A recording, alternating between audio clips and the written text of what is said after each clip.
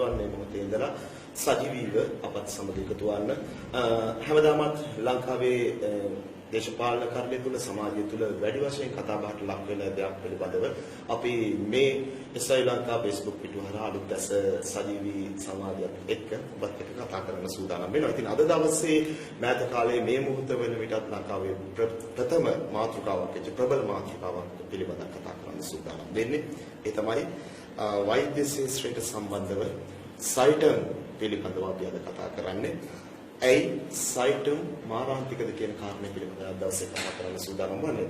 මේ සඳහා අපිත් එක්ක අද ශ්‍රී ලංකා Facebook පිටුවත් එක්ක දෙන්නේ මේ සජීවී සංවාදයේ සඳහා සුදුසු දෙනෙක් අපි තෝරාගෙන තිබෙනවා. අපි මැදිරියට කැඳවා ගත්තා ජනතා විමුක්ති පෙරමුණේ පාර්ලිමේන්තු මන්ත්‍රී වෛද්‍ය නලින්ද ජයතිස්ස මහත්මයා, ඒ වගේම පෞද්ගලික වෛද්‍ය විද්‍යාල විරෝධී මධ්‍යස්ථානයේ කැඳවුම්කරු වෛද්‍ය ජයන්ත බණ්ඩාර මහත්මයා ආයුබෝවන් කියලා බෙදෙනවා පිළිගන්නවා. සයිටම් ඇයි සයිටම් මාරාන්තිකද කියන මාතෘකාව පිළිබඳව අපි අද දවසේ කතා කරමු. මම ප්‍රථමයෙන් කැමති වෛද්‍ය නලින්ද ජයතිස්ස මහත්මයාගෙන් දැනගන්න. වෛද්‍යතුමනි, සයිටම් ආයතනය මාරාන්තිකයි කියලා ලොකු හඩක් සමාජය තුළ තියෙනවා. ඇත්තද මේ? ඔව්. සයිටම් ආයතනය පමණක් නෙවෙයි. අපේ රටේ සෞඛ්‍ය සහ අධ්‍යාපනය විකිණීමම මාරාන්තිකයි.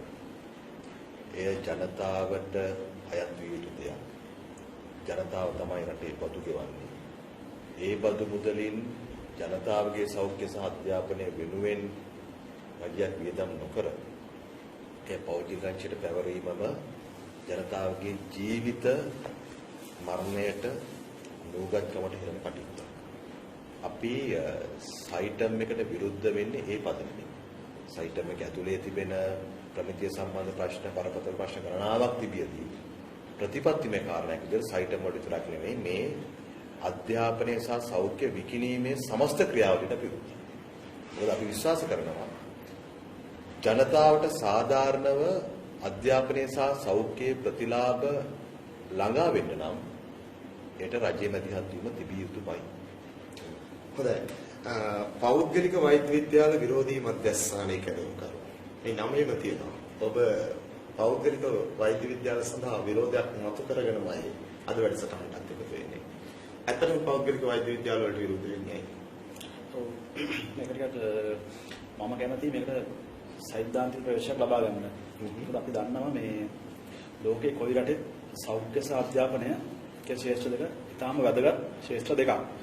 ඒකට හේතුව තමයි කිසියම් රටක මේ සෞඛ්‍ය සේවය සහ අධ්‍යාපනය කියන එක හොඳට තිබ්බොත් තමයි උගත් බුද්ධිමත් නිරෝගී ජනතාවක් ඒ රට තුල හදාගන්න පුළුවන් වෙන්නේ.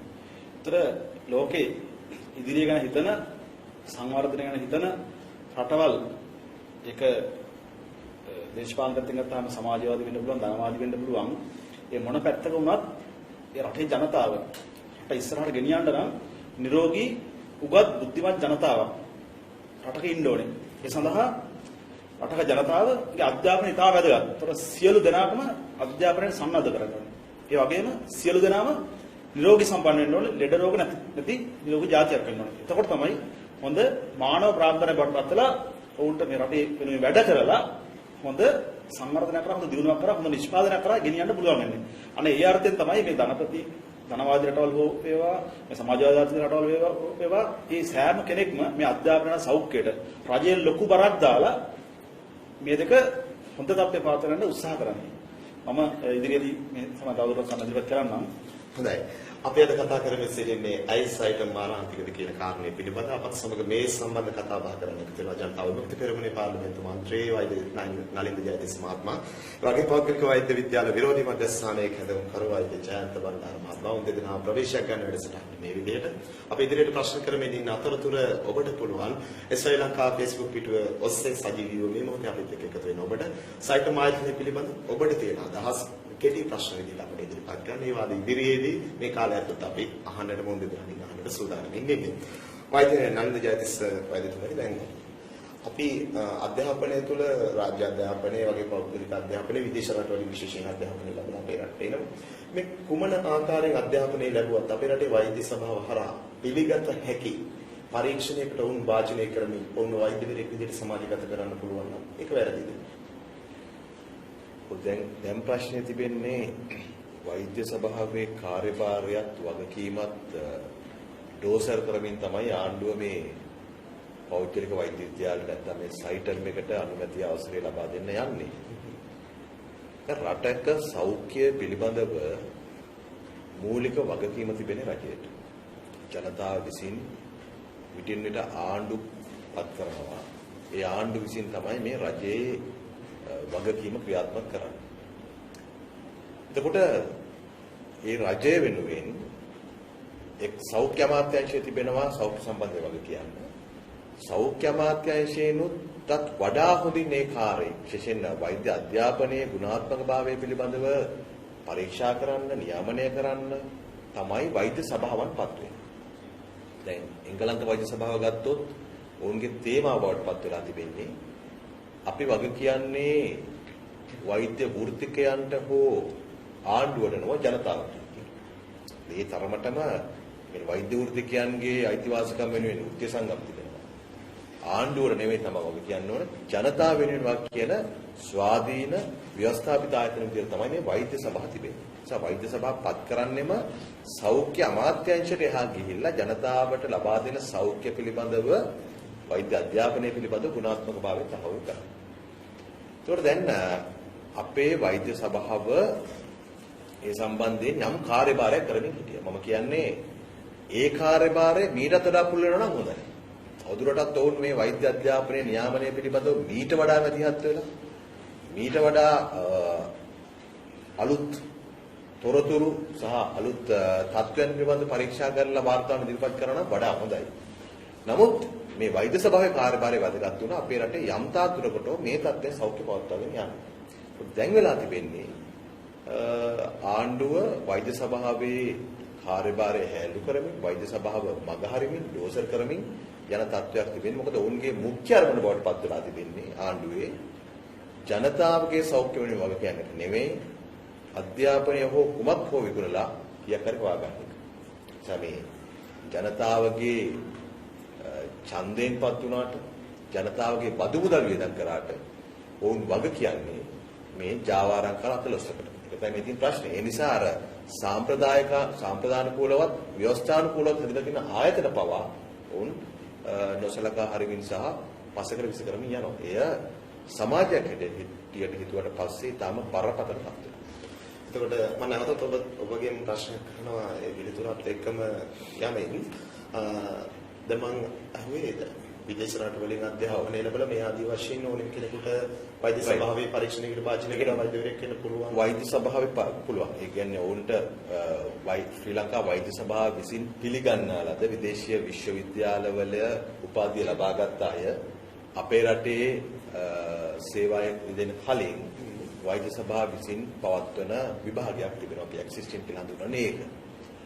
මීට කලින් ඊට වසර 10කට කලින් මම හිතන්නේ ඇක්සිස්ටින් සම්බන්ධයෙන් තිබුණු ප්‍රමිතියත් බාලයි. ඒ කියන්නේ ඇක්සිස්ටින් ඕන තරම් ලියන්න පුළුවන්. දැන් ඔය විදේශ වෛද්‍ය උපාධාරීන් ඇවිල්ලා ඇක්සිස්ටින් ලියනකොට අපි දක්වපු අත්දැකීම තමයි ඔවුන් එක විෂයක් එකවරක තමයි විභාගෙට මුහුණ දෙන්නේ. විෂයන් 6ක් කරනවා නම් විභාගෙ 6 සැරේ මුහුණ දෙක තමයි විභාගෙ සමත් වෙන්නේ. ඒ ඇක්සිස්ටින් සමත් වීම සඳහා බොහෝ අය දැනුම ලබා ගත්තේ අර ගත්තු විදේශීය උපාධියෙන් නෙවෙයි. මෙහි ඇවිල්ලා මොකද උන්ට යම් යම් සම්බන්ධකම් තියෙන විශේෂඥ වෛද්‍යවරුන් එක්ක රෝහල් එක්ක උන්ගේ යාළු හිත මිත්‍රාදීන් ඕන් එක ගිහිල්ලා මාස 3ක් 4ක් 5ක් අපේ රජයේ රෝහල් වල රෝගීන් පරීක්ෂා කරලා ලබා ගන්න නිල නොවන සායනික පුහුණුවෙන් තමයි ඇක්සිස්ටින් විභාගයේ සමත් වුනේ. ඒ නිසා රජයේ වෛද්‍යවරුන්ගේ පැත්තෙන් තිබුණු ප්‍රබල ඉල්ලීමක් අනුව ඇක්සිස්ටින් විභාගයට වාඩි වෙන්න පුළුවන් වාර ගන්න සීමා කරගන්න නීතියක් දැම්මා. දැන් මේ සයිටම් එකේ ප්‍රශ්නය ගත්තොත් එහෙම ඕන් මේ සයිටම් ආයතනය ආරම්භ කිරීමේදී සිසුන්ට දීපු පොරොන්දුවක් තමයි ලංකාවේ වෙන විභාගවල ලියන්න ඕනේ නැහැ. සයිටම් එකේ විභාගේ පාස් වුණාට පස්සේ කෙනෙක්ම රජයේ මේ වෛද්‍ය සේවයට ඇතුළත් වෙන්න පුළුවන් කියන්නේ. ඇක්සිස්ටින් එක බයිපාස් කරන්නත් ඕන් මේ ආයතනය යොදා ගත්තා. ඒක මේකට සිසුන් බදවා ගැනීමේදී සිසුන්ට දීපු ගුණ්ඩුවක්. සාමාන්‍යයෙන් තියෙන ක්‍රමවේදය අතික්‍රමණය කරමින් නොසලකා හරිමින් ඉදිරියට යනවා මේ වෛද්‍ය වෘත්තිකයන්. මේ තුලින් බිවෙන සයිටම් හරහා බිවෙන වෛද්‍යවරු කියන කාරණේයි වෛද්‍ය නලිත ජයතිස් මහත්මයා මතු කරන්නේ. ඒ පිළිබඳව තවත් ප්‍රශ්න අපි ඉදිරියට අහනවා. ඊළඟට මම කැමති වෛද්‍ය ජයන්ත බණ්ඩාර මහත්මයාගෙන් දැනගන්න සයිටම් එකේ ඉගෙන ගන්න දැන් ඔබ කතා කළා ගුණාත්මක අධ්‍යාපනයක් ඔබගේ ප්‍රවේශයේදී ඉදිරිපත් කළා ගුණාත්මක අධ්‍යාපනයක් කරන රාජ්‍ය මෙදිහත්වීම තියෙනවා රාජ්‍යංශ සතු වගකීම තියෙනවා මේ ආදි වශයෙන්. අපි දකිනවා ලෝකයේ බොහෝ රටවල් වල පෞද්ගලික අංශය තුලින් අධ්‍යාපනයට තම සම්ප්‍රදායකත්වයක් ලබා දෙමින් තිබෙනවා. ලංකාවේ පෞද්ගලික විද්‍යාල තියෙනවා ටියුෂන් පන්ති තියෙනවා මේ ආදි වශයෙන් විවිධ දේවල් තියෙනවා. වෛද්‍ය විද්‍යාව පවා අපි මේ සයිටම් ඇරෙන්න තවත් තැන් වලින් ගන්න වෛද්‍යවරුන් පවා බිහි වෙන ඉතිහි දැන් අපි ලංකාවේ අහලා තියෙනවා. ඉතින් මේවත් එක්ක කෙනෙක් රජයට බරක් නොවි තමන්ගේ මුදල් වියදම් කරමින් වෛද්‍ය වෘත්තියට ප්‍රවේශයක් වෛද්‍ය වෘත්තිය සඳහා එන්න සූදානම් වෙනවා නම් ඒකේ වැරද්දක් තියෙනවා. අපි හැම දෙයක්ම මොකද ජාතික වැඩපිළිවෙලට කරන රටේ අවශ්‍යතාවයන් තමයි කළ යුතු වන්නේ. මොකද හැම වෙලේම ජාතික ප්‍රතිපත්තිය තියෙන්න ඕනේ. මම ඒ ප්‍රශ්නෙට උත්තර දෙන්න අන්තිමට මම පොඩි පැහැදිලි කිරීමක් කරන්න මම. එතකොට ওই ප්‍රශ්නේ නිකන් උත්තර ලැබෙනවා. මට පොඩි වෙලාවක් දෙන්න එකට. දැන් මම අර කලින් කිව්වා වගේ මේ සෞඛ්‍ය අධ්‍යාපනයේ හොඳට තිබුණොත් තමයි රටේ අනාගතය හොඳ වෙන්නේ. එතකොට විශේෂයෙන්ම සෞඛ්‍ය පැත්ත ගත්තාම එක පැත්තකින් මේ සයිටම් එකට පක්ෂපාතී අය යන්න පිළිස්ගේ චෝදනාවක් තමයි මේ අපි මේ කුහකකමට හරි ඊර්ෂ්‍යාවට හරි තමයි මේ විරෝධය ඇති කළ දෙන්නේ කියලා. නෑ එහෙම නෙමෙයි. අපිට ඊටාම විද්‍යාත්මක පදනමක ඉඳලා තමයි අපි මේකට විරුද්ධ වෙන්නේ. ඒක මොකද්ද? දැන් අපි දන්නවා අධ්‍යාපන පැත්තෙන් ගත්තත් සෞඛ්‍ය පැත්තෙන් ගත්තත් මම මේක වැඩිපුර සෞඛ්‍ය පැත්තෙන් පැහැදිලි කරන්න උත්සාහ කරනවා මේ කාරණය. මොකද අපි දන්නවා මේ මෙන්න මෙහෙම ප්‍රශ්නයක් තියෙනවා අපේ රටේ. මොකද්ද? අපේ රටේ සෞඛ්‍ය සේවය හොඳද නරකද කියලා ප්‍රශ්නයක් අහුවොත් විවිධ උත්තර හොඳ නැහැ කියන්නත් තියෙනවා හොඳයි කියන්නත් තියෙනවා පිරිස්. මෙතන පොඩි පැටලිල්ලක් තියෙනවා. පොඩි ප්‍රශ්නයක් තියෙනවා මේ අපේ රටේ සෞඛ්‍ය හොඳද කියලා අහුවොත් මොකද අපේ රටේ 80 දශකයේ විතර වෙද්දී අපේ රටේ හොඳ සෞඛ්‍යයක් තිබුණා. හැබැයි ක්‍රමානුකූලව මේ විවෘත ආර්ථිකයත් එක්ක ගිහිල්ලා මේක වාණිජකරණයට ලක් වෙලා මේක දැන් අර වෙළඳපොළට නතු වෙලා තියෙනවා. ප්‍රාර්ථනාවකට නතු වෙලා වෙළඳපොළ බලවේග මගින් මේ සෞඛ්‍ය පාලනය කරන තත්ත්වයක් අද වෙන උද්ගත වෙලා තියෙනවා. හැබැයි ඒක 80 දශකයේ තිබුණේ නැහැ. මේ ක්‍රමානුකූල මේ ප්‍රවණතාවය නව ප්‍රවණතාවය තමයි සෞඛ්‍ය කියන එක අධ්‍යාපනය වගේම ක්‍රමානුකූලව මේ ප්‍රාර්ථන අයිතිකාරණය යටපත් කරගන්නවා. ඒක අපිට පේනවා පුජ්‍යලික රෝහල් පද්ධතිය, පුජ්‍යලික රසායනාගාර, ඖෂධ සමාගම් වගේ මගින් තමයි අද වෙනකොට රටේ සෞඛ්‍යයට බරපතල ආකාරයෙන් පාලනය කරන්නේ. ඒ ඕ සමාගම් මම කියපු අංශ විශාල මුදල් වියදම් කරලා ඒ වගේ විශාල අතිවිශාල ලාභ ලබන ව්‍යාපාරයක් බවට සහ ජාවාරම් වලට පැත්තෙන් ජාවාරම් බවට මේක පත් කරගෙන සිටිනවා. එතකොට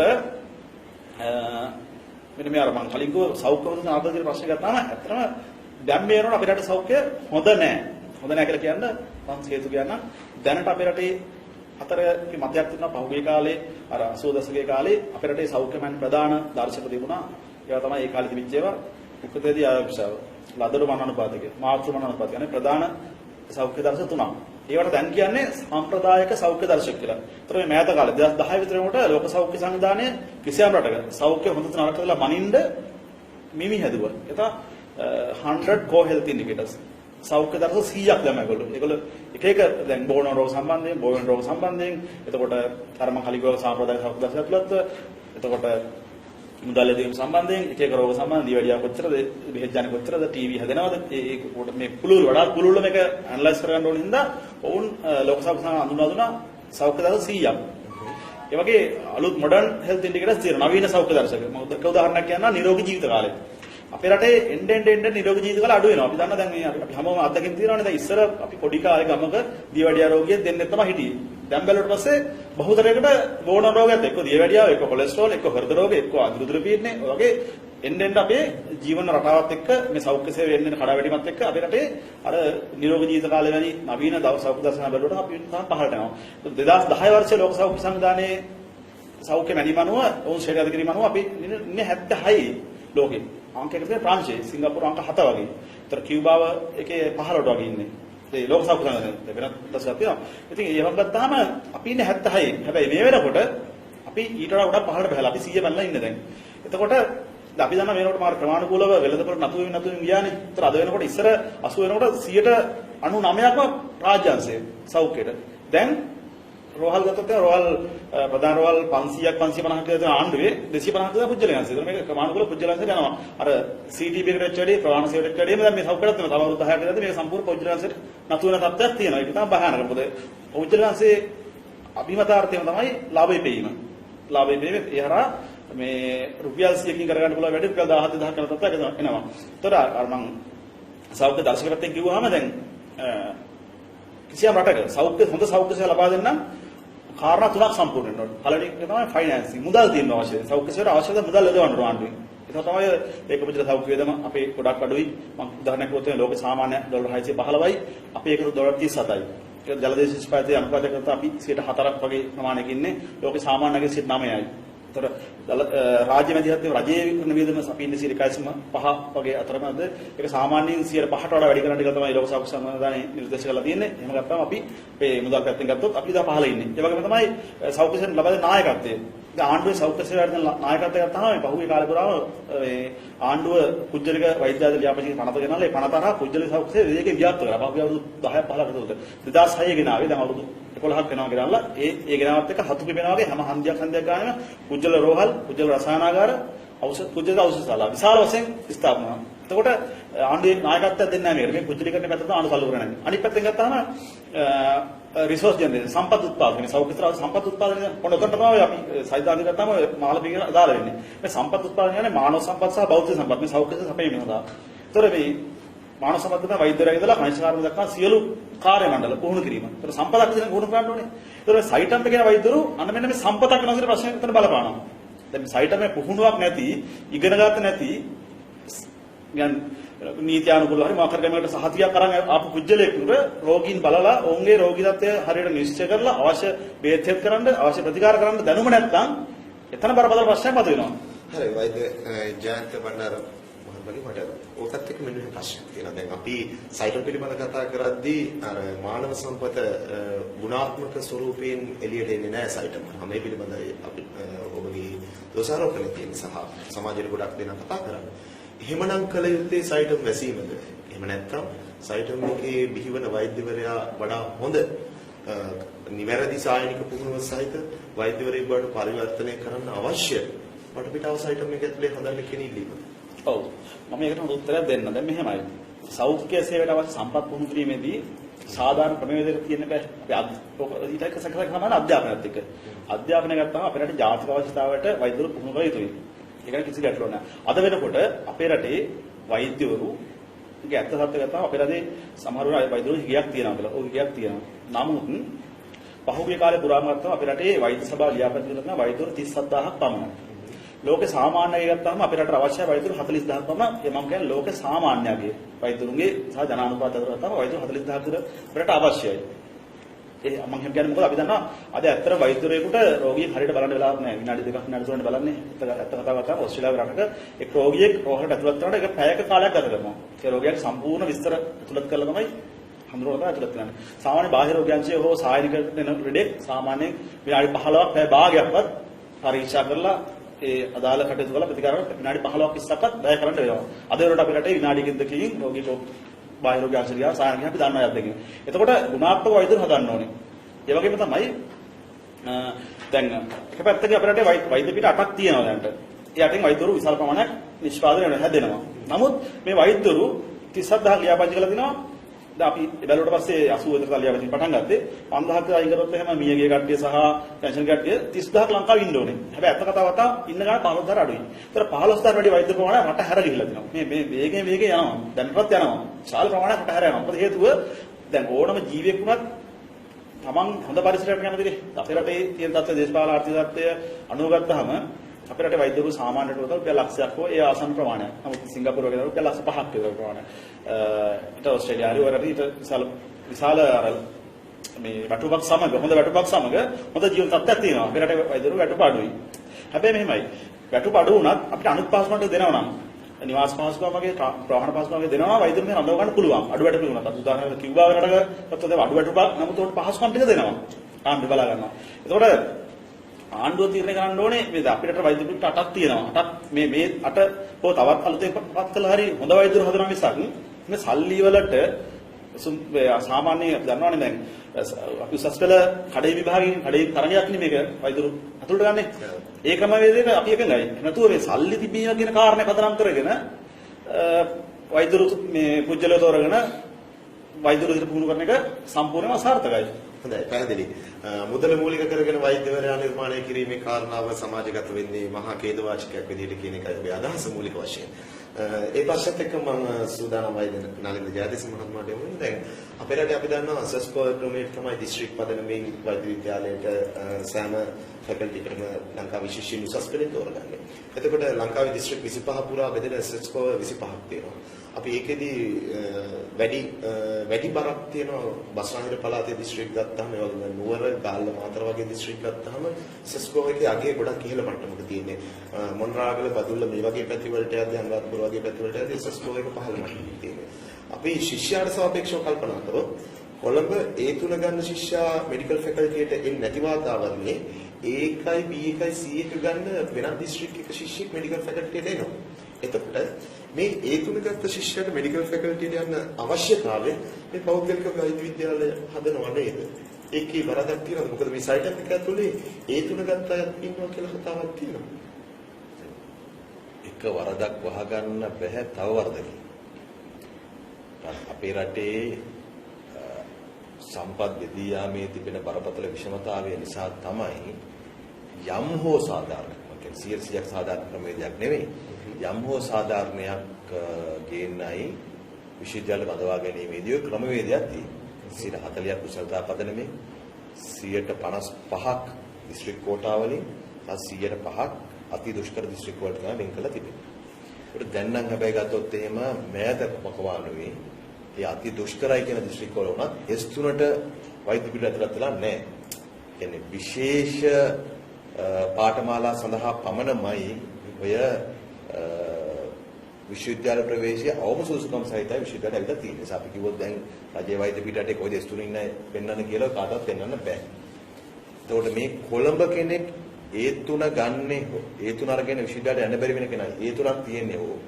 එහෙම නැත්නම් වෙනත් දිස්ත්‍රික් එකක අපි හිතමු ඒකයි බීදක වගේ කෙනෙක් ගන්නේ ඔවුන්ගේ මේ අපි අනිත් තත්වයන් සමාන කර බැලුවොත් බුද්ධි මට්ටමේ අසමානතාවය නිසා නෙවෙයි. මොන දෙන පරිසරය සම්පත් ප්‍රමාණය ඒකේ තරංගය විසින් තමයි ඒ ප්‍රතිඵල අත්පත් කරලා දෙන්නේ. දැන් රටකට මේ විශ්වවිද්‍යාල වලට එන ප්‍රමාණය තීන්දුව කරන්නේ. පාඨමාල වල ප්‍රමාණය තීන්දුව කිරීම වක්කීම දෙන කාටද? රජයට. කියන්නේ අපේ රටට ඕන කරන වෛද්‍යවරු ප්‍රමාණය තීන්දුව කරන රජය විසින්. ඒ අනුව මේ වඩාම හොඳ පිරිස වෛද්‍ය වෘත්තියට හොඳම පිරිස තෝරා ගැනීමේ වගකීම රජයට තියෙනවා. ඒ කියන්නේ දැන් කාගේ හරි අම්මා කෙනෙකුට තාත්තා කෙනෙකුට ඕමනා කියලා හෝ Tamanට ඕමනා කියලා වෛද්‍යවරයෙක් වෙන්න ඒ අයිතිය දෙන්න බෑ. මොකද අපි හිතමු දැන් මට ඕන සංගීත ඉගෙන ගන්න. මට කොහෙන් හරි කියලා සංගීත ඉගෙන ගන්න පුළුවන්. මම සංගීත ඉගෙන කොහේ හරි මුල්ලකටලා වීණා ගහලා ඉන්න පුළුවන්.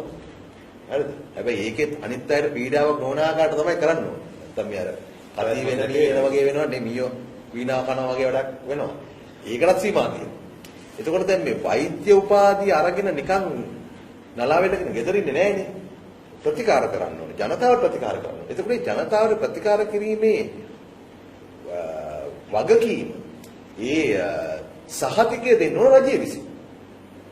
ඒකට තමයි රජයක් මැදිහත් වෙලා අවශ්‍ය වෛද්‍ය ප්‍රමාණය තීන්දුව කරලා අවශ්‍ය ප්‍රමාණයට වෛද්‍ය පිළ වැඩි කරලා මේ බදවා ගැනීම සිදු කරන්න ඕන. හරි. දැන් නිකන් අපි කල්පනා කරොත් රාජ්‍යයක වක්කීම කොහොමද කියනවනම් දැන් මේ වෙනකොට ඖෂධ නිෂ්පාදනය ලෝක පරිමාණ ව්‍යාපාරය ජාවාරමක් බවට පත් වෙලා තිබෙනවා. ඖෂධ නිෂ්පාදනය කරන පෞද්ගලික අංශය. ඖෂධ මේ රටට ආනයනය කරන පෞද්ගලික අංශය. ඒ බෙදාහරින පෞද්ගලික අංශය. ෆාමසි පෞද්ගලික අංශය. හැබැයි රටේ පුරවැසියෙක් කියලා බෙහෙත් පෙත්ත මිලදී ගන්නකොට ඒ බෙහෙත් පෙත්ත සඳහා සහතිකයක් ලබා දීම රජයේ වගකීම. මේ මොන පුද්ගලික අංශයෙන් මේ වැඩේ කරත් අවසානයේ රජය තමයි වග කියන්න ඕන. ඒකේ ගුණාත්මක භාවය සම්බන්ධයි. ඒ සඳහා තමයි ඖෂධ නියාමන අධිකාරිය වගේ දේවල් සකස් කරලා තිබෙන්නේ. ඒතර ඒ ක්‍රියාවලියටත් රජයේ මැදිහත් වීම අවශ්‍යයි කියලා අපි පිළිගන්නවා නම් වෛද්‍ය අධ්‍යාපනය වගේ එකකට මේ කෙනෙකුට ප්‍රතිකාර කිරීම වගේ දෙයකට කොතරම් ප්‍රමාණයකට මේ මැදිහත් වීම උනා කරනවා. ඒතර ඔන්න ඔය පදනම මත තමයි සකස් වෙන්නේ රජයේ වෛද්‍ය පීඨ වලින් වෛද්‍යවරු බිහි කිරීම සහ ඒ අයගේ ගුණාත්මක තත්වය වෛද්‍ය සභාව මගින් නියාමනය කිරීම. ඉතින් අපිට දැන් රයිට් මේ කවුද ජයන්ත කියෝ වගේ මේ වෛද්‍යවරු රඳවා ගන්න අපිට වැඩ පිළිලක් වෙන්නට ඕන. ඒ වගේම තමයි දැන් මේ ප්‍රමාණය වැඩි කිරීම සඳහා වෛද්‍ය පිටක් අමතරව අපි හිතනවා තවත් අඩු තරමේ අපේ රටේ ජාතික විශ්වවිද්‍යාල 4ට මොරටුව, ඌව, සබරගමුව, වයඹ මේ විශ්වවිද්‍යාල 4 අනුබද්ධව වෛද්‍ය පිට ආරම්භ කරන්න පුළුවන්. ඒ ආශ්‍රිතව ශික්ෂණ රෝල අපිට තිබෙනවා. ඒතර ඒවට අත තියන්නේ නැතුව නිකන් උපාධි විකුල කියක් හරි වා ගන්න තරකටපත් වුණාට පස්සේ ඒකෙන් ඍජු ප්‍රතිඵලයක් වෙන්නේ ජනතාවට. මෙතෙන්දී ඔබ දිගින් දිගටම ආණ්ඩුව තමා සතු කාර්යභාරය පැහැරීමක් සම්බන්ධව ප්‍රකාශ කරනවා මේ තියෙන සෞඛ්‍ය ගැටලුවක් එක්ක මේ තියෙන අධ්‍යාපන පෞද්ගලිකකරණය වීම විශේෂයෙන් පෞද්ගලික වෛද්‍ය විද්‍යාල බිහිවීමත් සම්බන්ධව සයිටම් කියන ආයතනයේ හුදකලා පෞද්ගලික ආයතනයක් විදිහට ඔවුන් කතා කරනවා. ඔවුන්ගේ පැත්තේ සයිටම් ආයතනයේ පැත්තෙන් ඉඳගෙන මම මේ ප්‍රශ්න අහන්නේ. අනිවාර්යයෙන්ම දැන් මේ රජයට ප්‍රතිපත්තියක් නැහැ මේ රටේ වෛද්‍ය විද්‍යාලයට එන සුදුසුකම් සපුරන සියලු දෙනාට වෛද්‍ය පහසුකම් දෙන්න. ඒ නිසා අපි පෞද්ගලික වෛද්‍ය විද්‍යාලයක් නිර්මාණය කළා. ඒ අයට පහසුකම් දීලා මේ රටේ අඩු වෛද්‍ය වෘත්තිකින්ගේ අඩුපාඩුව මකන්න යම් සේවයක් අපි සල්සනවා කියන තැන සයිටම් ඉන්නවා. නෙවෙයි ප්‍රාන්දු මහත්තයා ඔය රෝහල පටන් ගත්තේ ඔය වෛද්‍ය පීඨ ඔය උපාධි ලබා දෙන ආයතනය ආරම්භ කරේ මේ රටේ වෛද්‍ය හිමියර පිළියම් හොයන්න හෝ රටේ සෞඛ්‍ය දියුණු කරන්න නෙවෙයි. ඔහුගේ අරමුණ ලාභය. ඔහු ශ්‍රී ලංකා වෛද්‍ය සභාවට එපු වාර්තාවක් අනුවම 2012 සිට 2014 දක්වා වසර දෙක කාලය තුල ඔහුගේ ලාභයේ වැඩිවීම රුපියල් මිලියන 1000ක්. මුලින් උපයලා තියෙන දර වශයෙන් අද රුපියල් මිලියන 250ක ලාභය රුපියල් මිලියන 1250 දක්වා වැඩි කරගෙන තියෙනවා. ඒක මොනවා කරලාද? ඔහු මොන කර්මාශාලාවක් ආරම්භ කළාද? මොන නිෂ්පාදනයක් කරලාද? මොන ගොවිපළක් පටන් අරගෙන නෑ. මේ අපේ රටේම ළමයි කොටසකට දරුවෝ කොටසකට වෛද්‍ය උපාධි විකුණන මිලියන 1000ක්. ඒක ඔහුගේ අරමුණම ලාභය. ඒ නිසා ඔහු මොකද කරන්නේ? සාමාන්‍යයෙන් මේ අධික ලාභ ලැබීමේ අරමුණෙන් පවත්වන කූට ව්‍යාපාරිකයන්ගේ ලක්ෂණය මොකක්ද? ඔවුන් රජයේ මේ තිබෙන ක්‍රියාවලියට හොර කරනවා, පගාව දෙනවා, එහෙම මේ රින්ගල යනවා, දේශපාලන බලපෑම් ගන්නවා මේ සියල්ල. මේ නෙවෙයි ප්‍රාන්ත මහත්තයා මේ සයිටම් එක ආරම්භ කිරීමේදී ඒ කියන්නේ මේකේ නම වෙනස් නම දාමා ගැනීමේ ඉඳලම වංචනික විදිහට කටයුතු කළා තියෙනවා. ඔහු South Asian Institute of Technology and Management කියන අතරකට මේක පටන් ගත්තේ Asian Institute of Technology and Management. ඒක South Asian කරා. ඒ SAITM කියන එකේ M එක. ඔහු ලියාපදිංචි කළ ආයෝජන මණ්ඩලයට දන් දුන්නේ මැනේජ්මන්ට් කියන. හැබැයි හිමින්සරේ මැනේජ්මන්ට් මෙඩිසින් කරනවා. හරි. BO එකේ තාම තිබෙන්නේ මැනේජ්මන්ට්. ඊළඟට ඔහු ඉදිරිපත් කරනවා BO එකට. ආයෝජන මණ්ඩලය ඉදිරිපත් කරනවා තමන් උපාධි දෙන්න මෙන්න මේ උපාධි කියලා. තොරතුරු තාක්ෂණය, භාෂා, ඒ ආදී විෂය. ඔහු වෛද්‍ය විද්‍යාව පිළිබඳ කිසිවක් සඳහන් කරන්නේ නැහැ. වෛද්‍ය විද්‍යාව හෝ සෞඛ්‍ය විද්‍යාවට අදාළ ඕනෑම උපාධියක් ලබා දීමේදී සෞඛ්‍ය අමාත්‍යාංශ අනුමැතිය ගන්න ඕන. ඒතර ඔහුට BOI එකේ වෛද්‍ය විද්‍යාව වෛද්‍ය උපාධි ලබා ගන්න අනුමැතියකුත් නැහැ. සෞඛ්‍ය අමාත්‍යාංශ අනුමැතියකුත් අරගෙන නැහැ. ඔහු සෞඛ්‍ය අමාත්‍යාංශ අනුමැතිය කියලා පෙන්නන්නේ මොකක්ද දන්නවද? ඒවකට සෞඛ්‍ය අමාත්‍යාංශයේ පෞද්ගලික රෝහල් භාර අධ්‍යක්ෂවරයෙක් හිටියා වෛද්‍ය හර්ෂාමන්ද සිල්වා. හර්ෂාමන්ද සිල්වා. ඔහු ඉදිරිපත් කරන ලිපියක් මේ පෞද්ගලික රෝහලක් ආරම්භ කිරීම ගැන. පෞද්ගලික රෝහලක් ආරම්භ කරපු එක හොඳයි. ඒකට සුබපතලා පෞද්ගලික රෝහල අධ්‍යක්ෂවරයා ඉදිරිපත් කරන ලිපිය තමයි නෙවිල් ප්‍රනාන්දුගේ සෞඛ්‍ය අමාත්‍යාංශ අනුමැතිය කියලා දෙන්නේ. ඒවකට සෞඛ්‍ය අමාත්‍යවරයා මෛත්‍රීපාල සිරිසේන මහතා බොහොම පැහැදිලිව ඉදිරිපත් කරනවා සෞඛ්‍ය අමාත්‍යාංශයෙන් ඉතින් 2013 ඉදිරිපත් කරන ලිපියක් සෞඛ්‍ය අමාත්‍යාංශ ලේකම්වරයා සෞඛ්‍ය අමාත්‍යවරයාගේ උපදෙස් මත සෞඛ්‍ය අමාත්‍යාංශයේ විසින් මේ ආයතනයට වෛද්‍ය උපාධිය ලබා දීම සඳහා වෛද්‍ය පීඨයක් පවත්වාගෙන යාම සඳහා කිසිදු අවසරයක් ලබා දෙන්නේ නැහැ කියලා. හරි. ඊළඟට වුන් රටේ ප්‍රචාරයක් යවුවා රුසියාවේ නිෂි නෝගොරොත් රාජ්‍ය විශ්වවිද්‍යාලයත් එක්ක සම්බන්ධයි කියලා. හරි. ඊට පස්සේ ඒ කාලෙදී දැන් මේ තිබෙන්නේ 2012 දී රුසියාවේ ශ්‍රී ලංකා තානාපතිවරයා උදයන්ග විරුතුක. ඔහු සම්බන්ධයෙන් වෙන ප්‍රශ්න තියෙනවා. හැබැයි ඔහු තානාපතිවරයා විදියට අපේ රටට දැනුම් දෙනවා රුසියාවේ නිෂි නෝගොරොත් විශ්වවිද්‍යාලයේ කිසිදු ශාඛාවක් ලංකාවේ නැහැ කියලා. ඒතර මෙන්න මේ ආකාරයට සෞඛ්‍ය අමාත්‍යාංශයටද ආයෝජන මණ්ඩලයටද හැම තැනටම බොරු කරලා වංචා කරලා තමයි ඔහු මේ රිංගල යන්නේ. අවසානයේ SB සානායකට කියලා ගැසට් එකක් ගාගෙන මේකට උපාධි ප්‍රදාන කරන්න පුළුවන් කියලා ඔන්න ඕක පෙන්නමින් තමයි ගමන් කරමින් ඉන්නේ. ඒතර ඔන්න ඔවැනි දේවල් වංචනික දේවල් මේ රටට කියලා අර ලක්ෂ 120 උපාධිය අරගෙන ඔහුගේ මඩිය තර කර ගැනීමක් තමයි සිද්ධ වෙන්නේ. ඉතින් කල්පනා කරලා බලන්න රුපියල් මිලියන 1000ක ලාභයක් වැඩි කර ගැනීමක් වසර දෙකක් තුළ කරන්න පුළුවන් ව්‍යාපාරයක් ඔහු පවත්වාගෙන යනවා. ඔහුගේ අරමුණ ව්‍යාපාරික අරමුණක් නිසා මේ කිසිදු ආකාරයක රටට සේවය කරන්න හෝ වෛද්‍යවරු වැඩි කිරීමකට නෙවෙයි. හොඳයි. යම් ආකාරයකට වෛද්‍යතුමනි දැන් රාජ්‍ය මැදිහත් වීමක් යම් සැලකිය ප්‍රමාණයක රාජ්‍ය මැදිහත් වීමක් සහිතව පෞද්ගලිකාංශය පවත්වාගෙන යනවා නම් මේ වෛද්‍ය වෘත්තිකීම් බිහි කිරීම නැත්නම් මෙවැනි වෛද්‍ය විද්‍යාල ඒ සඳහා ඔබගේ විවෘතතාවයක් තියෙනවා. දැන් අපි බලන්න ඕන යත කිව්වාගේ මේ 1978 පස්සේ පෞද්ගලික අංශය සෞඛ්‍ය සහ අධ්‍යාපනය සේවා වෙනුවෙන් මැදිහත් වුණාට පස්සේ ඒවයේ ගුණාත්මක භාවය කලින් තිබුණට වඩා හොඳයි නරකයි. දැන් ජනතාවට පේනවනේ දැන් මැසේජ්ලක් තිබෙනවා පාසල් වල පුදල් අය කිරීම පිළිබඳව දෙමාපියන්ට විශාල බරක් වෙලා තිබෙනවා. ඒ වගේම ගත්තොත් එහෙම අපේ දැන් සෞඛ්‍ය සේවාවේ බාහිර රෝගී ප්‍රතිකාර අංශය මුළු මුනින්ම පාහේ පෞද්ගලික අංශයට විවෘත වෙලා තිබෙනවා. ඒවයේ තිබෙන සේවාව ගැන ජනතාව තෘප්තිමත්. රාජ්‍ය ආණ්ඩුවක් බවට පත් වෙන ඕන ජනතාවගේ සුබසිද්ධිය වෙනුවෙන් මෙවැනි සේවාවන් ව්‍යාප්ත කිරීම, ඒ සාධාරණ බෙදා හැරීම, ඒ තිබෙන ගුණාත්මක භාවය පිළිබඳ සහතික සැපයීම, ඒක තමයි රජයේ වගකීම. ඒත් රජයේ ඒ කාර්යභාරය අත්හැරලා ඒක පුද්ගලයන් සිද්ධ වෙනවා කියලා දැම්මට පස්සේ ලාභ ලැබීම අරමුණු කරගත්ත පුද්ගලයන් ශක්තිසිංහ සිද්ධ වෙන්නේ නැහැ. හරි. මේ මොහොතේ මට නිෂ්පාදකතුමා මතක් කරනවා අපිට තවත් අපේ නරඹන්නේගේ ප්‍රශ්නයක් තියෙනවා. සස්කෝ එකේ මෙඩිකල් කොලෙජ් සිලෙක්ට් වෙන අයට කොහොමද දැන් මෙඩිකල් කොලෙජ් එකට යන සුදුසුකම් ලබනවා. හැබැයි ලංකාවේ තියෙන විශ්වවිද්‍යාලවල ආසනවල ප්‍රමාණය මත තමයි කැම්පස් එකේ පුළුවන්කම තියෙන්නේ.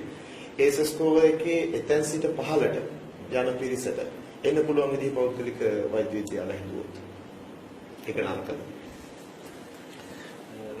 මේ ප්‍රශ්නය කලින් ප්‍රශ්නයක් බැලලා ඉන්නේ. දැන් මෙහෙම අපි එකවත් හරිද මෙතන ඉගෙන ගැනීම සම්බන්ධ කිසිම ප්‍රශ්නයක් නැහැ. සල්ලි දෙනාට ඉගෙන ගන්න පියපා කියන්නේ නැහනේ. ඉගෙන ගන්න පුළුවන් වුණාට. මෙතන තියෙන්නේ ඉගෙන ගැනීම සම්බන්ධ ප්‍රශ්නයක් නෙමෙයි අතරම දැන් මෙහෙමනේ දැන් මම වෛද්‍යවරයෙක් වුණාට මට සංගීත ඉගෙන ගන්න පුළුවන් නම් අලින්ද කිව්වා වගේ සංගීත ඉගෙන ගන්න පුළුවන්. සංගීත ඉගෙන ගන්න පුළුවන් කිසි ප්‍රශ්නයක් නැහැ. ඒතර සමහර වෛද්‍යවරු ඉන්නවා කලාව කරනවා. සමහර කලාකාරයෝ ඉන්නවා වෛද්‍යදාට ඉන්ට්‍රස්ට් ඉගෙන ගන්න කට්ටිය ඉන්නවා. එක එකනට ලෝකේ තියෙන ඕනම මිෂන් හැදෑරීමයි තියෙනවා. ඒකට කිසිදු බාධාවක් නැහැ මෙතන. හැබැයි මෙතන තියෙන්නේ ජනතාවට වග කියන highly specialized තාම විශේෂිත වූ වෘත්තීන් තියෙනවා අපිට. ඒවා දැන් අපි දන්නවා මේ වෘත්තීය මණ්ඩල වගේ තමයි පාලනය වෙන්නේ, නියාමනය වෙන්නේ. උදාහරණයක් තමයි ඉංජිනේරු විද්‍යාව, වෛද්‍ය විද්‍යාව, වාස්තු විද්‍යාව. එතකොට ඒ වගේ අංශ. ඒතකොට ඒවා පාලනය වෙන්නේ මේ නීති ශාස්ත්‍රයෙන්, නීති විද්‍යාලයේ. ඒවා පාලනය විශේෂිත නියාමන අධිකාරිය. මොකද ඒවා ඍජුවම රටේ මහ ජනතාව ඍජුව බලපානවා. ජීවිතවලට බලපානවා. ඒවා නියාමන මණ්ඩල මගින් පාලනය කරන ඒ නිසා. එතකොට මෙතන ඉගෙන ගැනීමට කිසි බාධාවක් නැහැ. ඕනෙකට ඕන දේ ඉගෙන ගන්න පුළුවන් රටේ. සල්ලි තියෙනම නැතිකෝ අද අධ්‍යාපන අවස්ථා පුළුලා තියෙනවානේ. නමුත් මෙතන වෘත්තියකට පිවිසීමේදී දැන් අපිට වෛද්‍ය වෘත්තියට පිවිසීමේදී මුදල් තියෙන කාරණේ කියන මත වෛද්‍ය වෘත්තියට පිවිසීමේ හැකියාව විතරක් තියෙනවා නම් ඒක ප්‍රශ්නයක්. මොකද මේක ක්‍රියාවලියක්. මේක මේ සයිටම් පිළිබඳ ප්‍රශ්නයක් විතර නෙමෙයි. අපි ඒකයි පුජ්‍යල වෛද්‍ය විරෝධී මධ්‍යස්ථාන කියලා දාන්නේ. සයිටම් විරෝධී නෙමෙයි අපි. සයිටම් විතර නෙමෙයි. එතකොට දැන් අද දවසේ තියෙන අභියෝගය බලන්න.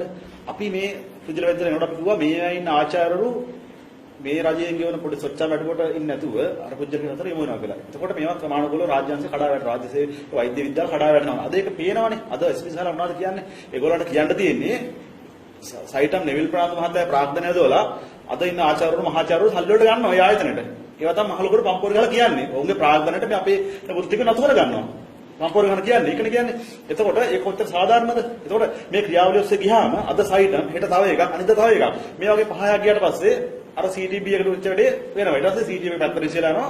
ඊට ප්‍රයිවට් විතරයි. දැන් ඕකේ අනතුර තියෙන්නේ CTB ප්‍රයිවට් එකෙත් මිනිස්සු යනවා. ඒක ඊට වඩා වෛද්‍යරු බිහිවීමේදී මුදල් තියන අය විතරක් වෛද්‍යරු වුණොත් හැබැයි නේද ඒ අපිට තියෙන ප්‍රශ්නේ අපි දන්නවා ඉන්දියාව අපි හොඳ උදාහරණයක් ඉන්දියාවට වෙච්ච දේ මොකද්ද ඉන්දියාව දැනට අවුරුදු 20කට තියෙන ඉස්සලා හොඳ වෛද්‍යවරු බිහි කරපු හොඳ රටක් දැන් මොකද වෙලා තියෙන්නේ ඉන්දියාවේ පුජ්‍යලික වෛද්‍ය විද්‍යාල ආරම්භ කරලා ඔවුන්ගේ වෛද්‍ය උපාධිය ගුණාත්මකභාවය රෝගීගේ සුරක්ෂිතතාවය සෞඛ්‍ය සේවය ගුණාත්මකව සම්පූර්ණ සහ මුලින්ම බෙදවට්ටලා තියෙනවා ඒ වගේ තත්ත්ව අපේ රට කොහොමද කියලා අපි අහන මේ ආණ්ඩුවෙන් අහනවා අපේ රටේ ජනතාවෙන් අහනවා ඉන්දියාවේ මොකද වෙලා තියෙන්නේ?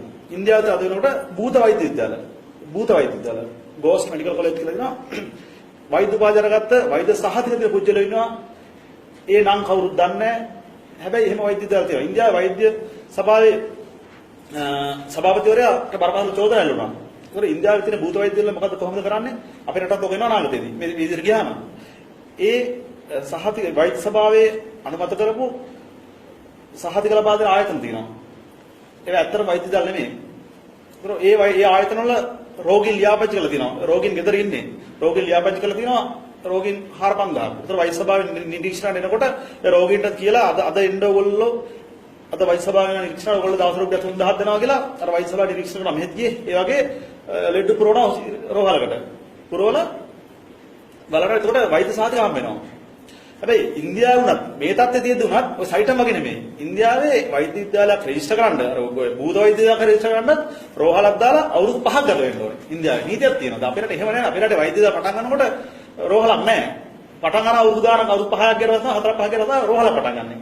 ඒතර පේනවනේ මේ ගුණත් මේක ක්‍රියාවලියක්. සයිටම් එක නවතින්නේ නැහැ. මේ ක්‍රියාවලිය සයිටම් එක කියන්නේ මේක මුල් ගල පළවෙනි ගල.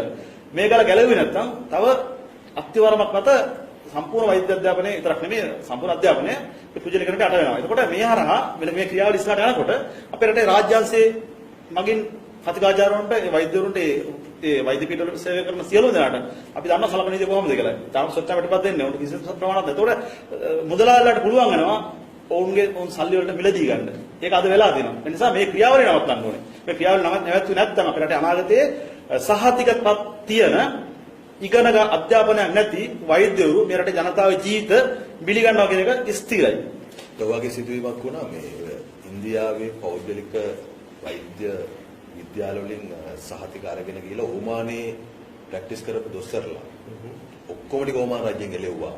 මොකද ඔවුන්ගේ ගුණාත්මක තත්ත්වය පිළිබඳව කිසිදු සහතිකයක් නැති නිසා. මේ ළඟදී වෙච්ච වැඩ නිසා දැන් ලෝක රටවල් බොහොමයක් ওই වගේ නිකන් තැන් වල උපාධි කඩවලින් අරගෙන යන වෛද්‍යවරු එලවන්න පටන් අරගෙන තියෙනවා. එහෙනම් වෛද්‍යතුමෝ කියන්නේ සයිටම් එකේ සල්ලි තියෙන අයට වෛද්‍ය වෘත්තිය. එහෙමයි. සයිටම් එකට ඉන්නේ වෛද්‍ය වෘත්තිය සඳහා අධ්‍යාපන සුසුකම් නොලබපු අයද? ඕකේ පළවෙනි කණ්ඩායම් 4 පටන් ගන්නකොටම දැන් විශේෂ ප්‍රතිපාදන කොමිෂන් සභාවේ දැන් ඉන්න සභාපතිවරයාගේ මූලිකත්වයෙන් කියපු කණ්ඩායම මම හොයාගත්තා. ඕකේ ඇතුළේ ඉන්නවා උසස් පෙළ ජීව විද්‍යාව නොකරපු අය. ඕක ඇතුළේ ඉන්නවා උසස් පෙළ අවම සූසුකම්වත් නැති අය. වෙනත් විෂයන් කරපු අය. එහෙම අයත් ඕක ඇතුළේ ඉන්නවා. මම කියන්නේ තාමත් මේ අය මේකේ ඉන්නවා කියලා. මොකද පහුගිය අවුරුදු 2016 අප්‍රේල් මාසේ 25 වෙනිදා මම පාර්ලිමේන්තුවේ ප්‍රශ්නයක් ඇහුවා ලක්ෂ්මන් ක්‍රියාල මහත්මයාගෙන් මේ ආයතනයේ ඉන්න ශිෂ්‍යයින්ගේ සුදුසුකම් මොනවද වුන් උසස් පෙළ හෝ ඊට සමාන විභාගයක් කරලා තියෙන මොන අවුරුද්දේද මොන විෂයන් සමත් වෙලා තියෙන්නේ පවර වාරෝපයෙන් සමත් වෙලා තියෙනවද කියලා පාර්ලිමේන්තුවට ගේන්නේ. තවමත් පාර්ලිමේන්තුවට ගෙනාවේ නැහැ. ඒ කියන්නේ මේ ඉන්න අයගේ සුදුසුකම් ඉදිරිපත් කරන්න බැරි මට්ටමක තමයි උන් ඉන්නේ. ඒක පැහැදිලි ප්‍රශ්නයක් තියෙනවා. ඒක දැන් වැඩේ තියෙන්නේ මෙහෙමයි. මොකක් හරි මේ වංචනික ආයතනයක් පටන් ගන්නගෙන ඒක නීතියානුකූල කරන්න තැන් වල පැලැස්සෙනකොට වැඩක් වෙන්නේ නැහැ. ප්‍රතිපත්ති මේ දැන් මම හිතන්නේ ඕන විවිධ යෝජනා ගෙනෙවි. හැබැයි මතක තියාගන්න ලාභය අරමුණු කරගෙන යන ක්‍රියාවලියකදී මුල් වෙලාවේ පිළිගන්න ඕන සූස්කම් ටිකවත් පස්සේ කාලේ ඉල්ලන්නේ නැහැ. ඊට පස්සේ නිකන් සාමාන්‍ය පිළිගන්න.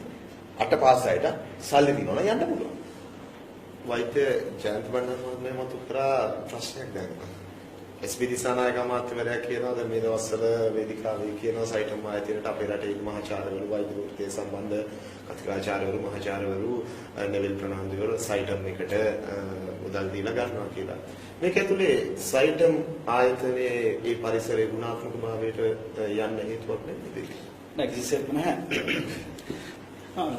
ඒ කියන්නේ ගුණාත්මක භාවය නිසා නෙවෙයි යන්නේ. අපේ රටේ දැන් විදේශීය පුහුණුව ලබන විශේෂඥ වෛද්‍යවරුන්ට. එහෙම නැත්නම් මේ විශ්වවිද්‍යාල පද්ධතියේ ඉන්න ආචාර්යවරුන්ට. අර කිව්වා වගේ ප්‍රමාණවත් පාස් වන්නේ. දැන් ආණ්ඩුව පෞගේ කාලේ රජයට වෛද්‍ය පීඨය ආරම්භ කරා.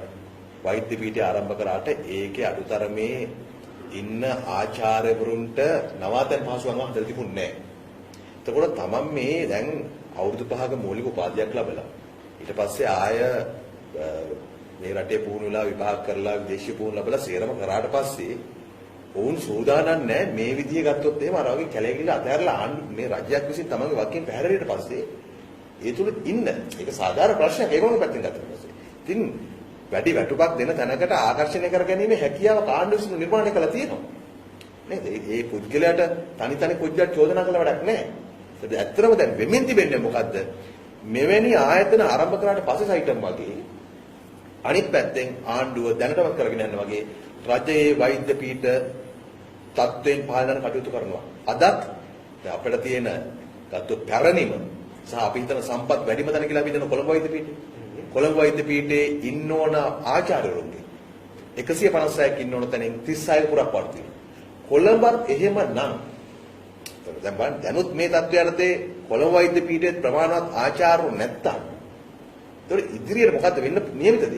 මේවැ තිබෙන සම්පත් මානව සම්පත් භෞතික සම්පත් සියල්ල කඩාගෙන යන්න ඉඩකඩ තියෙනවා. අසන්නගේ මේ වෙලාවේ හොඳ ප්‍රශ්නයක් අපිට ලැබිලා තියෙනවා. මට නම සඳහන් වෙච්ච විදිහට අසංක ඔබේ ප්‍රශ්නේ වෙන්නේ දැන් ඔබ දෙදෙනාම සඳහන් කරන රජයේ වෛද්‍යවරුන්ගේ හිඟයක් තියෙනවා අපේ රටේ විධිමත් යහපත් සෞඛ්‍ය තත්ත්වයක් අපේ රටේ ජනතාවට ලබා දෙන්න අවශ්‍ය වෛද්‍යවරු ප්‍රමාණය රටේ නැහැ කියන එක. හැමෝම පොදුවේ පිළිගන්න කාරණා.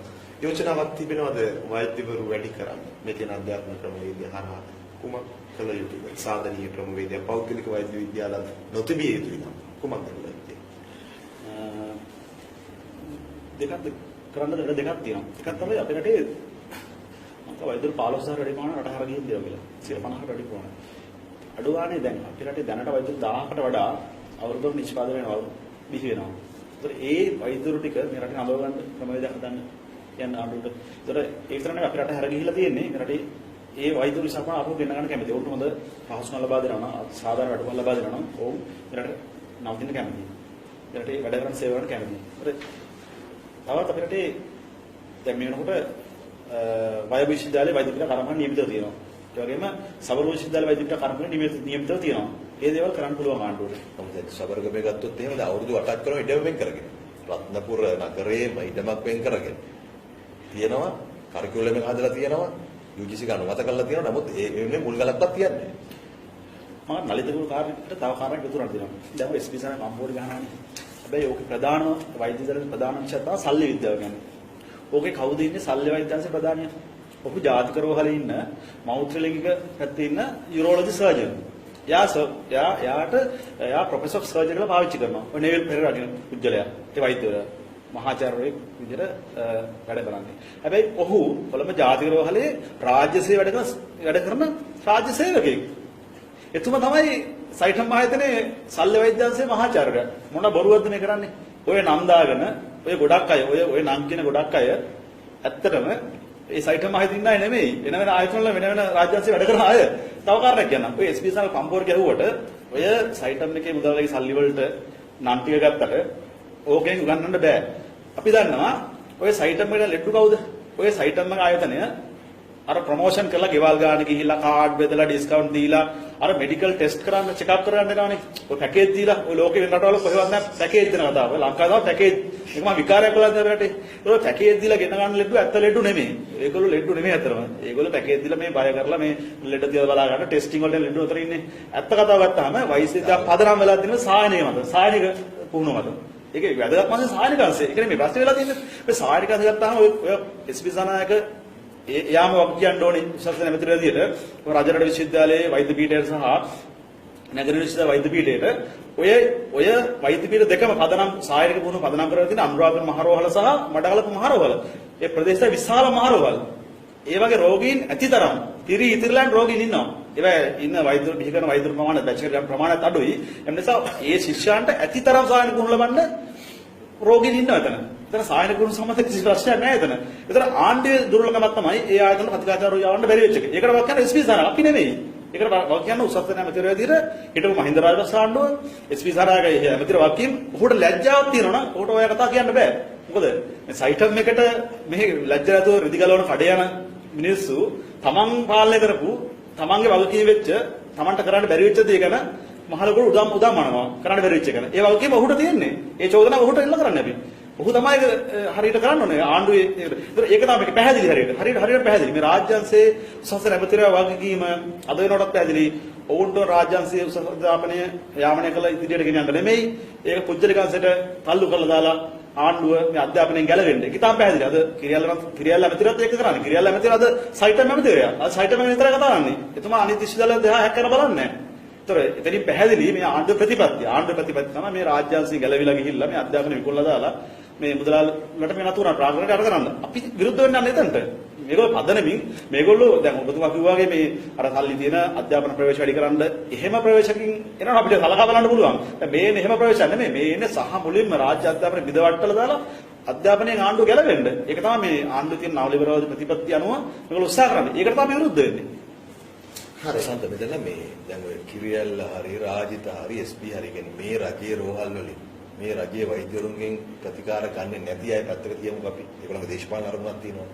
හැබැයි දැන් මේ සයිටම් සිහිනේ විකුණනවනේ අපේ රටේ මැද පන්තියට. ඔවුන් හිතනවා තමන්ගේ දරුවට කොහොම හරි වෛද්‍ය උපාධියක් ගන්න මේ ආයතන තියෙන්න ඕන කියලා. නමුත් අපේ රටේ ජනතාවගේ විශ්වාසය තිබෙන්නේ කවුරු මතද? දැන් ඔබ බැලුවොත් එහෙම පෞද්ගලික අංශයේ පෞද්ගලික රෝහලක හෝ පෞද්ගලික ඩිස්පෙන්සරි එක බෝඩ් එක බලන්න. මොකද ලියන්නේ? වෛද්‍ය සභාවේ අංකය ලියනවා අහවල් රෝහලේ වෛද්‍යවරයෙක් ලියනවා. ඒ කියන්නේ රජයේ උපාධියක් ගත්ත රජයේ රෝහලක වැඩ කරන වෛද්‍යවරයා පිළිබඳව තමයි විශ්වාසය තියෙන්නේ. අර පෞද්ගලික අංශයට යන්නේ රජයේ රෝහලේ පහසුකම් නැති නිසා. ඒවයි නේවාසික ප්‍රතිකාර ගැනීම තියෙන පහසුකම් අරවා තියෙන පොලිං ඒව නිසා තමයි ජනතාව පෞද්ගලික අංශයට යොමු වෙන්නේ. නැත්තම් කැමැත්ත තිබෙන්නේ මොකද්ද? රජයේ රෝහලේ වැඩ කරන වෛද්‍යවරයාගෙන් රජයේ වෛද්‍ය පීඨ වලින් පිට වෙච්ච උපාධාරියගෙන් තමයි ප්‍රතිකාර ගන්න. විශ්වාසී නැතද? ඒතකොට දැන් මේ පුද්ගලික අපි දැන් සයිටම් එක සඳහා කැඳවගන්නේ කොහේ කට්ටියද? රජයේ වෛද්‍ය පීඨවල හෝ රජයේ රෝහල් වල උගන්වන අය තමයි ගන්නෙ. ඒ විශ්වාසය නැතද? ඒතකොට අපේ රටේ ඔය ජනතාවට ඇත්තටම උන් විශ්වාස කරන්නේ මොකක් හරි ක්‍රමයකට මේ රාජ්‍ය අධ්‍යාපනය සහ සෞඛ්‍ය සේවාව පිළිබඳව. එතන ඉඳලා තමයි දැන් අරගොල්ලෝ ගත්තොත් එම රාජ්‍යමතුමාලා මොකක් හරි අසරේ පැකවුණාට පස්සේ මෙහෙ නතර වෙන්නේ නැහැ. උන් සිංගප්පූරු නතර වෙන්නේ නැත්නම් UK වල නතර වෙන්නේ. මතක තියාගන්න දැන් මේ රටේ මිත්‍යාවක් හදනවා රටක් සංවර්ධනය වෙනකොට එහෙම නැත්නම් ඒක පුද්ගල ආදායම දල ජාති නිෂ්පාදනය වගේ දේවල් වැඩි වෙනකොට මේ අධ්‍යාපනීය සෞඛ්‍ය පුද්ගලයන්ට විවෘත කිරීම තමයි ලෝකේ සම්ප්‍රදායික. ඒක සම්පූර්ණ වැරදි. සම්පූර්ණ වැරදි. රටක් ඉස්සරහට යනකොට ජනතා මේ රජයේ විසින් අධ්‍යාපන සෞඛ්‍ය වගකීම වැඩි වශයෙන් පවර ගන්නවා. දැන් චීන උදාහරණයක් ගත්තොත් ගොඩක් චීන ගැන කියනවා. චීනය ඇත්ත චීනේ පුද්ගලික අධ්‍යාපනය තිබුණා. හැබැයි දැන් ඒගොල්ලන්ගේ 2003 ඉඳන් ක්‍රියාත්මක කරන 11 වෙනි පස්වරුත් සැලසුම ඉඳලා චීනය අනිවාර්ය සහ අඛණ්ඩ අධ්‍යාපනය චීනේ දිනුතු පැත්තේ ඉඳන් යම් කිසි ආකාරයක පොසත් පත්‍ර එහෙම නැත්නම් බටහිර නැගෙනහිර පැත්තට ක්‍රියාත්මක කරන පටන් අරගෙන තියෙනවා. ඒ රටවල් ගමන් කරමින් ඉන්නේ දිහාවට. දැන් ඔය කතා කරන පින්ලන්තන පද්ධතිය. දැන් ඔය රාජ්‍යමතුමාලා එහෙම කියනවනේ ඔය කියන නිදහස් සෞඛ්‍ය තියෙන කිව්බා විතරයි කියලා. නෑ. පින්ලන්ත තියෙන්නේ මුළු මොනින්ම රාජ්‍ය සේවය රාජ්‍ය තමයි අධ්‍යාපන සෞඛ්‍යනේ මැදිහත් වෙන්නේ. එංගලන්තේ තියෙන්නේ මොකක්ද? එංගලන්තේ තියෙන්නේ ජාතික සෞඛ්‍ය ක්‍රමය. සම්පූර්ණ රාජ්‍ය වගේ කියන්නේ. ඒ නිසා ගත්තොත් එම රටක් එහෙම ඉස්සරහට ගත්ත මොකක් හරි ක්‍රමයකට ඒගොල්ලන්ගේ සංවර්ධන මට්ටම ළඟා වීමේදී රටවල් සලකනවා අධ්‍යාපනය සහ සෞඛ්‍ය රාජ්‍යයට තබා ගත යුතුයි කියලා. මෙහෙට තමයි මිත්‍යාව හදලා තියෙන්නේ. ඔබ සඳහන් කරපු මේ කුංචි ලෙඩක් හැදුණා සිංගප්පූරුවේ නතර වෙනවා කියපු ඇමතිවරුන්ගේ කණ්ඩායමේ ලක්ෂ්මන් කිරියන්න මන්ත්‍රීතුමා මට මතකයි පාර්ලිමේන්තුවේදී සඳහන් කරලා තිබුණා. මතක විදිහට මේ සයිටම් ආරම්භ කරද්දී ඔය දැන් කෑ ගහන ඔක්කොම නිහඬ වෙයි කියන්නේ. ඒ චෝදනාව ජනතාව විමුක්ති පෙරමුණට තිබුණා. අපි නම් සයිටම් එක නෙමෙයි මේ රටේ ආරම්භ කරන්න උත්සාහ කරපු පළවෙනි පෞද්ගලික වෛද්‍ය විද්‍යාලයේ සයිටම් නෙමෙයි 81 උතුරුපොළ පෞද්ගලික විද්‍යාලය පටන් ගත්තා. ඒක පරාජය කරා. 97න් පස්සේ අවස්ථා 8කදී පෞද්ගලික වෛද්‍ය විද්‍යාලය ආරම්භ කරන්න උත්සාහ කරා. ඒක පරාජය කරා. සයිටම් එක සම්බන්ධව අපි මුලින් ඉඳන් ප්‍රස්තාවයක් තිබුණා. ඒ වෙනුවෙන් සටන් කරා. නමුත් වෙන ඒවාට සාපේක්ෂව මේක අවුරුදු 8ක් විතර දුර ඇදලා ගිහිලා තියෙනවා. ඇදලා ගිහිලා තියෙනවා. හරි දැන් අපි ගත්තොත් ඒ සටන මේ මොහොතේ තීව්‍ර නොවීම දැන් මේක හරිය කියන්නේ මේ සයිටම් එක නීති අනුකූල කරන සාධාරණ හේතුවක් නෙවෙයි. ඔව් මම මතකරේ ලක්ෂ්මන් කිරියන්න මන්ත්‍රීතුමාගේ අදහසත් එක්ක ප්‍රශ්න. දැන් මහින්ද රාජපක්ෂ හිටපු ජනාධිපතිතුමා සයිටම් සම්බන්ධව යම් මතයක සිටිනවා. එදා සහ අද වෙනසක් දකින්නද ඇයි? ඔව් ඉතින් මේක මහින්ද රාජපක්ෂ මහත්තයාගේ කාලේ ආරම්භ කරපු දෙයක් 2008. ඔහු යටතේ තිබුණු BOI එකට තමයි වංචා කළා තියෙන්නේ. ඔහු යටතේ තිබුණු සෞඛ්‍ය අමාත්‍යාංශයට තමයි වංචා කළා තියෙන්නේ. ඉතින් මේකට මුලින්ම වගේ වග කියන්න ඕන මහින්ද රාජපක්ෂ මහත්තයා. ඉතින් අපිට මේ ප්‍රශ්න දැන් මහින්ද රාජපක්ෂ මහත්තයා කාලේ වරාය හදනකොට ඒක මහින්ද රාජපක්ෂ වරාය. ගුවන්තොටුපළ හදනවා මහින්ද රාජපක්ෂ ගුවන්තොටුපළ. ක්‍රීඩාංගනේ මහින්ද රාජපක්ෂ ක්‍රීඩාංගනේ සූර්යය. එහෙම තීදී අතර මේක මහින්ද රාජපක්ෂ පුද්ගලික වෛද්‍ය විද්‍යාලය කරගන්නයි තිබුණේ. ඔහු තමයි මේක පොළඹනේ වත් කරනවා. නමුත් ඉතින් ඔහු තරම් අවස්ථාවාදී දේශපාලකයෙක් මෑත කාලේ මේ රටේ ජනතාව දැකලා නැතුව ඇති. ඉතින් දැන් ඔහුට පේනවා ජනතාවගේ විරෝධය උත්සන්න වෙමින් තියෙනවා. ඒකට කරගහන සූදානම් වෙන්නේ. විශේෂයෙන් මේ රටේ ජනතාවට කියනවා මේ රටේ අධ්‍යාපනයේ සෞඛ්‍ය වෙන ඉදිරියට ආපු ජනතාව මේ මහින්ද රාජපක්ෂ මහත්තයාගේ ප්‍රවේශය තිබෙන්නේ සටන හැල්ලු කරන්න, දියාරු කරන්න සහ සටනේ දිශානති වෙනතරම යොමු කරන්න. ඌට වුණා නෑ මේ රටේ අධ්‍යාපනයේ සෞඛ්‍ය ජනතාවෙන් රැකගන්න.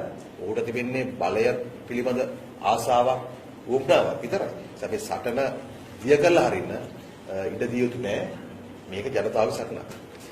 අලුත් ඇස Facebook සජීවී දේශපාලන සංවාදය අද දවසේ ශ්‍රී ලංකා Facebook පිටුවේ අපි දන්නා මේ වෙනකොට ගොඩක් දෙනා අපිත් එක්ක සම්බන්ධ වෙලා ඉන්නවා. අපි අද කතා කරන්නේ ඇයි සයිටම් මාරාන්තිකද කියන මාතෘකාව පිළිබඳ. සයිටම් මාරාන්තිකද කියලා අහද්දී මේ පිළිබඳ කතා කරන්න ජනතාව විමුක්ති පෙරමුණේ පාර්ලිමේන්තු මන්ත්‍රී වෛද්‍ය නලින් ජයතිස්ස මහත්මයාත් ඒ වගේම පෞද්ගලික වෛද්‍ය විද්‍යාල විරෝධී මධ්‍යස්ථානයේ කරු වෛද්‍ය ජයන්ත බණ්ඩාර මහත්මයාත් අපිත් එක්ක එකතුලා ඉන්නවා. දෙදෙනාටම විවෘතව ප්‍රශ්න. මේක ප්‍රශ්නයකට වඩා අභියෝගයක්. මගෙන් මේ සයිටම් පැත්තේ අපිට සඳරුවන් මේ ප්‍රශ්නේ එකතු කරන්නේ මම හිතන්නේ ඔහු සයිටම් ශිෂ්‍යයෙක් වෙන්න ඕන. ඔහු ඉදිරිපත් කරන ප්‍රශ්නේ තමයි සයිටම් අධ්‍යාපන වෛද්‍ය අධ්‍යාපන ආයතනයේ අධ්‍යාපනය සම්පූර්ණ කරපු වෛද්‍යවරු ඉන්නවා. අද රජයේ වෛද්‍ය විද්‍යාලවලින් එළියට එන වෛද්‍යවරු එකම විභාගයකට ලියන්න ඔවුන් අභියෝග කරනවා. ඔවුන් වැඩි ලකුණු ගන්නවා කියලා රජයේ වෛද්‍ය විද්‍යාලවලින් එළියට එන වෛද්‍යවරුන්ට වඩා. මේ අභියෝගයට උත්තරයක් තියෙනවා. උත්තරයක් තියෙනවා. ඔවුන් දැන් ඔය බොහොමයක් අය අපේ රටේ උසස් පෙළ ලියවන්නේ එකට. රජයේ වෛද්‍ය පීඨවල ඉන්න ශිෂ්‍යොත් එක්කම උතන ඉන්න බහුතරයක් උසස් පෙළ ලියපුවා. එතකොට ඒ කඩයින් විභාගය ප්‍රමාණවත් ලකුණු ගන්න නැතුව පිරිසක් නෙවෙයි දැන් ඉන්නේ. ඉතින් අපි සටන් කරන්න ඕන. මම කියන්නේ ඕක ඇතුලේ ඉගෙන ගන්න ශිෂ්‍යයෙක් සටන් කරන්න ඕනේ. අපේ රටේ උසස් පෙළින් සමත් වෙලා වෛද්‍ය පීඨවලට ගන්න ප්‍රමාණය වැඩි කරගන්න. හරි. ඒ නිසා මේ එතනට මිසක් එහෙම නැතුව මේ දැන් අභියෝග කළ වැඩක් නැහැ. අපිට තමයි මේ ශිෂ්‍යොත් එක්කටම නැහැ. මේ ආණ්ඩුවේ තියෙන අධ්‍යාපන වල වැරදි ප්‍රතිපත්ති සහ මේ සයිටම් වලගේ ජාවාරමට ඕනොත් ගොදුරු බාටපත් වෙලා තියෙන්නේ. ඇත්තටම ඕන ගොදුරු බාටපත් වෙලානේ. ඕන් ගණනාගත තඳුරු වල තමයි ජීවිතත් බරපතල ප්‍රශ්නයකට ඇති කරලා තියෙනවා. අපි ඒක කනගාටුනවා. ඒක වා කියනවා ආණ්ඩුව. අපි නෙමෙයි. අපි සටන් කරන්නේ මේ රටේ මිනිස්සුන්ගේ සමස්ත අධ්‍යාපනයේ අයිතිය වෙනුවෙන්. සමස්ත රටේ ජනතාවගේ සෞඛ්‍ය ආරක්ෂාව වෙනුවෙන්. ඒතර ඒ ශිෂ්‍යොත් එක්ක අපි කිසිම ගැටුමක් නැහැ. ඕන්ට යම් කිසි හැබැයි මෙහෙම දෙයක් තියෙනවා. මට අවසානයේ කියන්න මේකද. අපි දන්නවා මොනවා හරි දෙයක් අපි විලදී ගන්න ගියත් මොනවා හරි සේවාවක් ගන්න ගියත් අපි මේක හොඳට හොයලා බලලා තමයි ගන්නනේ. අපි අඩුවන කරන කාර් එකක් ගන්න ගියත් ඔට්ටු කරලා හැමදාම බලලා යට බලලා උඩ බලලා ඔක්කොම කරලා යන්නේ. ඒක වෛද්‍ය උපාධියක් හදන්න හදේදී ඒක තමන්ගේ දෙමව්පියෝ ඒ දෙමව්පියන්ට ඒ ශිෂ්‍යයන්ට වගකීමක් තිබුණේ වෙලා. ඒලා වෛද්‍ය සභාව සාමාන්‍යයෙන් මේක විරුද්ධ වුණා. ඒක පිළිගත්තේ නැහැ. ඒක තිබුණේ නැහැ. මේ තියෙන වෛද්‍ය සභාව ජනවාරි 26 වෙනිදා දාපු පුවත්පත් නිවේදනය. ඉංග්‍රීසි දෙමළ සිංහල භාෂා තුනෙන්ම ඔවුන් සාමාන්‍ය මාස 3කට වතාවක් වෘත්තීය වශයෙන් අතරමං නොවන වෛද්‍ය සභාවේ උපදෙස් පතන්න කියලා ප්‍රසිද්ධ පුවත්පත් දැන්වීම් දාලා කිව්වා.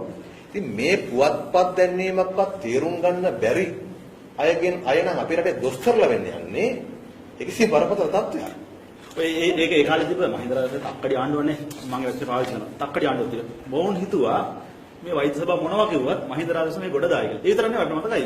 කාලපොස්සක මහත් එක්ක වෙලාවක් කිව්වා අපිත් එක්ක මහින්ද රාජපක්ෂ ඉන්නකම් මේක නවත්තන්න බෑ කියලා. එතකොට අපි කිව්වා හරියන මහින්ද රාජපක්ෂ පරද්ද හරිය මේක කරමු කියලා. ඒ ඉස්සර අපි හිටියා. ඒතර දැන් අද නම් මහින්ද රාජපක්ෂ විරුද්ධලා තියෙනවනේ. ඒක වුණත් අපි අවසාන වශයෙන් මම කියන්න කැමතියි ඒ ඉගෙන ගන්න ශිෂ්‍යෝ හරි ඒ දෙමාපිය සමග අපිට කිසිදු ගැටුමක් නැහැ. ඕන් මේක ගොදුරු බාටපත් වෙලා දෙනවා. ඒක වගේම ආණ්ඩුව ගන්න ඕන. ආණ්ඩුව ඕන්ට සාධාරණ ඉස්සර යුතුයි කියන එකත් ස්ථාවරේ අපි ඉන්නවා. හරි. ඒ ස්ථාවරය වෙනුවෙන් පෞද්ගලික වෛද්‍ය විද්‍යාල විරෝධී සංගමයේ විදිහට සයිටම් වගේ ආයතන වලට ඔවුන් යන්න ඉස්සෙල්ලා ඔවුන් වෙනුවෙන් ඔබගේ ආයතන එහෙම නැත්නම් මම පොදුවේ අහන්නේ. ඒ වගේම පෞද්ගලික වෛද්‍ය විද්‍යාල විරෝධී සංගමයේ විදිහට ජනතා විමුක්ති පෙරමුණ මේ රටේ පොදු ප්‍රශ්න කතා කරනවා කියලා සමාජ නිතර කියනවානේ. ජනතා විමුක්ති පෙරමුණ විදිහට මේ රටේ වෛද්‍ය වෘත්තිය සඳහා සුදුසුකම් ලබන උසස් පෙළ සමත් වෙන සියලු දරුවන් වෙනුවෙන් සාධනීය පියවර ගන්න කියලා ඔබ හඬක් නගලා තියෙනවද යෝජනාවක් ඉදිරිපත් කරලා තියෙනවා? ඇත්තටම මේක 2008 වර්ෂයේ පටන් ඉඳලා පටන් ගන්නත් ඉස්සර පටන් සූදානම් ඉන්න වෙලාවෙ ඉඳලම අපි ඒ කාලේ අපේ සමස්ත ලංකා රාජ්‍ය වෛද්‍ය සංගමය කියලා තිබුණා. ඒ සංගමෙදිට ඊට පස්සේ සමස්ත ලංකා වෛද්‍ය සංගමෙදිට අපි සංගම විදිහට ඒ මොහොතේලම් පුවත්පත් සාකච්ඡා මාධ්‍ය සාකච්ඡා සම්මන්ත්‍රණ එක මාධ්‍ය සාකච්ඡා 100ක කරලා ඉන්නේ මේ වෙනකොට ඔය සම්මේකරණ සම්බන්ධයෙන් සම්මන්ත්‍රණ මම හිතන්නේ එක 25ක කරලා ඉන්නේ හැමතැනම දැනුවත් කිරීම පත්‍රවල ලියනවා විශාල වශයෙන් කළා දැන් මේ ගියාට යම කියවත් තිබුණ අතරම ඒ වුන් අදිවිශ්වාසයක් කළා මේ ආයතනට ගිහින් ඒ නිසා වුන් මේ අවස්ථාවේ ගොදුරු බාට පත්වීම සම්බන්ධව කනගාටුවටපත් වෙනවා ඒ වගේම වුන්ට වක්කීමක් වෙනවා ඒක සම්පූර්ණ වගකීම පහුගිය මහින්ද රාජපක්ෂ ආණ්ඩුවට තමයි ඒ වක්කීම ගන්න වෙන්නේ දැන් මෙතන ඉන්න සමහර අයට සමහරට උසස් පෙළ ලකුණක් සෙක්ස්කෝගේ ලකුණු කීපයක් මදි වෙලා කෙසේ හෝ වෛද්‍ය පීඨයකට ඇතුළත් වෙන්න ආසාවක් තියෙන ඇති. හැබැයි ඒ දෙමව්පියන්ගේ ඒ ළමයින්ගේ ආසාව තමයි නෙවිල් ප්‍රනාන්දු තමන්ගේ ලාභ ඉපීමේ අරමුණ වෙනින් පාවිච්චි කරන්නේ. ඒ නිසා අපි හැමදාම වක්කීමක් තිබෙනවා. මේ රටේ හැමදාම වක්කීමක් තිබෙනවා. අපේ සෞඛ්‍ය සේවාව ගුණාත්මකව පවත්වාගෙන අවශ්‍ය කරන ගුණාත්මක භාවයේ නිහල වෛද්‍යවරු බිහි කිරීම සඳහා වන ක්‍රමවේදයක් හදන්න ඕන. ඒ වගේම අර කිව්වාගේ උසස් පෙළ සමත්වන වැඩි පිරිසකට විවිධ පාඨමාලා හදාරන්න පුළුවන් විදිහේ අධ්‍යාපනය පුළුල් වෙන්න ඕන. ඒක වෛද්‍ය විද්‍යාව විතරක් නෙවෙයි. දැන් මේ අපේ රටේ සෞඛ්‍ය ක්ෂේත්‍රයේ අනිකුත් උපාධි පුළුල්ලා නැහැ. තව පුළුල් වෙන විශාල ක්ෂේත්‍ර ගණනාවක් තිබෙනවා. ඒක පුළුල් කරගන්න අපිට ලොකු සටනක් තියෙනවා. අපි මේ මැදිහත් වෙන්නේ ඒ හැම දිනාටම සාධාරණයක් කරන්න මිසක් එහෙම නැත්නම් මේ වෙන බරපතල සාධාරණ. ඒ කියන්නේ සල්ලි තියෙන කෙසේ හෝ නජාවාරමක් හරි කරලා සල්ලි හොයාගත්ත කෙනෙකුට උපාධිය අරගෙන ඉහළට යන්න පුළුවන් විදිහේ ඒ පාර වහලා හැමදෙනාටම සාධාරණ කරගන්න පුළුවන් විදිහේ ක්‍රමයකට තමයි අපි මේ සටන් කරන්නේ ඉන්නේ. හරි. බොහොම කෙටි පිළිතුරක් බලාපොරොත්තු වෙනවා මේ ප්‍රශ්නට. එතනින් අපි අවසානයට යන සූදානම් වෙන්නේ. මම වෛද්‍ය නන්ද ජයතිස්ස ඔබතුමා පාර්ලිමේන්තු මන්ත්‍රීවරයෙක් විදිහට පක්ෂයක් ලංකාවේ ප්‍රධාන පෙළේ පක්ෂයක් නියෝජනය කරන මන්ත්‍රීවරයෙක් විදිහට වෛද්‍යවරයෙක් විදිහට මේ ප්‍රශ්නට පිළිතුරු බලාපොරොත්තු වෙන්නේ. සයිටම් ආයතනය තුළ මේ වන විට ලංකාවේ වෛද්‍ය විද්‍යාලයක වෛද්‍යවරයෙක් වීමට සුදුසුකම් සහිත උසස් පෙළ ප්‍රතිඵල සහිත ශිෂ්‍යෙක් දෙන්නෙක් තුන් දෙනෙක් කීප දෙනෙක් ඉන්න පුළුවන්. හෙට දවසේදී සයිටම් ආයතනය වසා දැම්මොත් ඒ ශිෂ්‍යයින්ට ලබා දෙන සාධනීය පිළිතුර මොකක්ද? අවුරුදු ගාණක් වුන් ඉඳලා වැය කළා, තමන්ගේ කාලය වැය කළා, ඒ ආයතනය තුල අධ්‍යාපනය ලැබුණා තියෙනවා.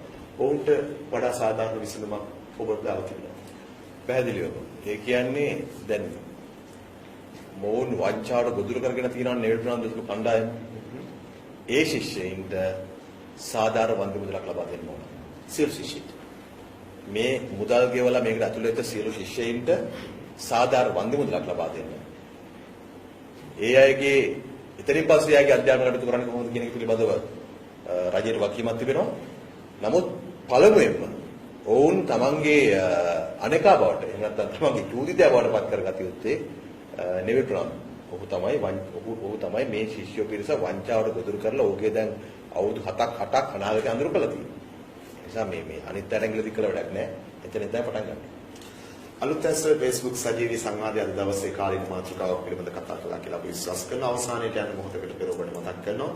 සයිටම් මාරාන්තිකද කියන කාරණේ පිළිබඳව අපි කතා කරේ. සයිටම් තුල අපේ රටේ රජුම මහජනතාවගේ ජීවිතත් සමග ගනුදෙනු කරන වෛද්‍යවරයා නැත්නම් වෛද්‍ය වෘත්තියට පැමිණෙන පුද්ගලයා නිර්මාණය කිරීම සිද්ධ වෙන්නේ. ඒ වඩා සාධනීය තලයක තියෙනවද නැද්ද කියන තීරණය ඔබට ගන්න. මේ කතිකාවතේ කතා කරන බොහෝ කරුණු ඔබට යම් අස්වැසිල්ලක් වේ කියලා අපි විශ්වාස කරනවා. ඒ තුල කල්පනා කරන්න අදහස් ගණනාවක් මතුවන ඉතිහාසයේ සිට රාජ්‍යාංශයේ සතුටු වෙච්ච දේවල් පෞද්ගලිකකරණය කිරීම තුල ලංකාවේ අපට ගන්න තියෙන උදාහරණ මොනවාද කියලා ඒ වාද වෙනකොට පත්ව තියෙන තත්ත්වයක් කොහොමද කියලා. ඒ නිසා මිනිස් ජීවිතත් එක්ක ගනුදෙනු කරන වෛද්‍යවරයා මොනතරම් ගුණාත්මක සහ සංවර්ධනාත්මක තලයකින් ඉහළට ගේන්න ඕනද කියන කාරණය ඒ සඳහා සයිටම් පොහොසත්ද නැද්ද කියන කාරණේ පිළිබඳ කරුණු කාරණා බොහොමයක් සාකච්ඡා වුණා කියලා මම විශ්වාස කරනවා. අවසාන මොහොතේදී වෛද්‍ය ජයන්ත බණ්ඩාරනායක මම දැනගන්න කැමතියි. ඇත්තටම මේ රටේ වෛද්‍ය වෘත්තිය නගා සිටවන්නේ ඔබ කියන ඔබ විරුද්ධ නම් මේ පෞද්ගලික වෛද්‍ය විද්‍යාල ක්‍රමවේදයට. මෙතනින් එහාට මේ රටේ අහිංසක දුප්පත් ජනතාව ලෙඩක් හැදුනාම ස්පිරිතාල විශ්වාසයෙන් දුවන අපේ සත්‍යයක් නැති මිනිස්සු වෙනුවෙන් මේ වෛද්‍ය ශාස්ත්‍රය ඒ වගේ මේ ලංකාවේ සෞඛ්‍ය ශාස්ත්‍රය මොන වගේ හොඳ තැනකට යන්න ඕනද? ඒ සඳහා කළ යුතු තීන්දුව මොනවාද? ඔබ සතුව තියෙන සඳහා තියෙන යෝජනාව. ඔව් මා සතුව මෙහෙමයි. දැන් අපි අපේ රටේ වර්තමානයේ වලට තියෙන සමාජ ආර්ථික දේශපාලන තත්ත්වය ගත්තාම ඉතාමත් පහළ මට්ටමක තියෙන්නේ. අපි ඒක පිළිගන්නවා. අපි ඉස්ලාම මේ රටේ සියලුම ජනතාවට පිළිගන්නවා අපි ලෝකේ කොතනද ඉන්නේ කියන සමාජීය වශයෙන් කොතනද ආර්ථික වශයෙන් කොතනද දේශපාලන වශයෙන් කොතනද ඉන්නේ. ඒ සියල්ලම තමයි සෞඛ්‍ය කොයිතරම් හොඳ මට්ටමක තියෙනවද අධ්‍යාපන කොයිතරම් හොඳ මට්ටමක තියෙනවද ප්‍රශ්නේ. ඒතකොට මේ සමාජ ආර්ථික දේශපාලන වටපිටාව නිසා තමයි මේ සියලු දෙනාම පීඩනයටපත් වෙන්නේ. ඒ සයිට් විශේෂ වගේම අපි වගේම මේ රටේ සියලුම ජනතාව පීඩනයටපත් වෙලා තියෙන්නේ මේ සමාජ ආර්ථික වටපිටාවේ තියෙන දුගී දුප්පත් බව නිසා.